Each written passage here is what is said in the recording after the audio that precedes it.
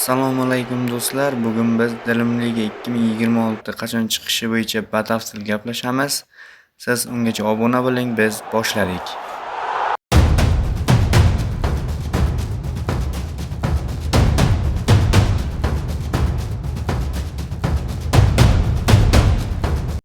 Yana bir bor sizni kanalimda ko'rib turganimdan xursandman aziz do'stlar. Bugun biz Dilim Liga 2026 ni qachon chiqishi bo'yicha gaplashamiz. Unda chiqadigan yangi futbolchilar yoki chiqmaydigan futbolchilar qachon chiqishi, qanaqa nimalar bo'lishi va stadionda yangilanishlar bo'ladimi yoki grafikada yangilanishlar bo'ladimi, shuni siz bilan ko'rib chiqamiz. Demak, siz ungacha obuna bo'ling, biz boshladik.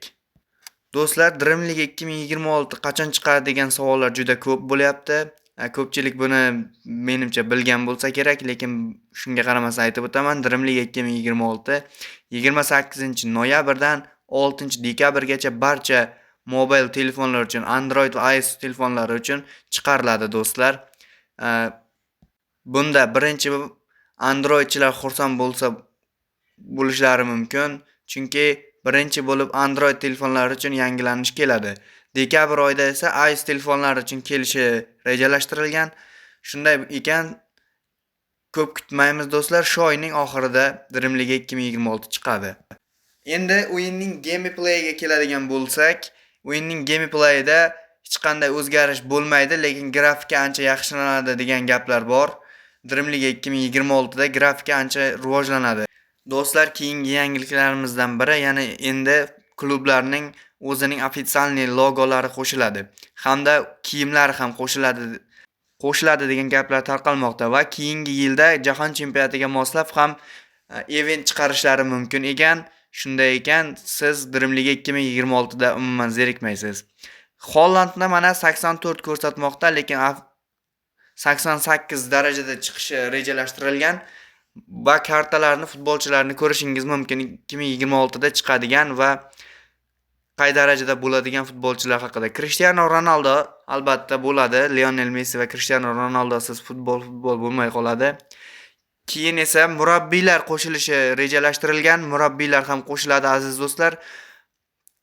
Bunda murabbiylarni pulga sotib olishlaringiz mumkin, coins yoki olmosga emas. Keyin esa futbolchilarni o'zingiz ham yaratasiz. Xohlasangiz qora tanli, xohlasangiz oq tanli, o'zingiz xohlagan futbolchilarni yarata olasiz. Mana men aytgan murabbiylar qanday bo'lishi, qanday darajada chiqishi bo'yicha rasmlarni sizga keltirib o'tayapman. Aziz do'stlar, bu shunchaki qo'shiladigan murabbiylar emas, barchasi, deyarli barcha murabbiylar qo'shiladi, lekin keyingi asosiy yangiliklarimizdan biri DLC 2026 ga VAR qo'shilish ehtimoli juda katta. Chunki ancha ishonchli manbalarning yozishicha DLC 2026 da VAR tizimi qo'shiladi. Endi bilmayman qanday tizimda bo'ladi VAR. O'yinda ham avtomatik aniqlayveradi, lekin VAR tizimi qanday qo'llanishi bo'yicha hali ma'lumotlar aniq emas. DLC 2026 sizni ancha zeriktirmaydi. Siz bu o'yinni necha yildan beri o'ynaysiz? Kommentariyalarga yozib qo'ying.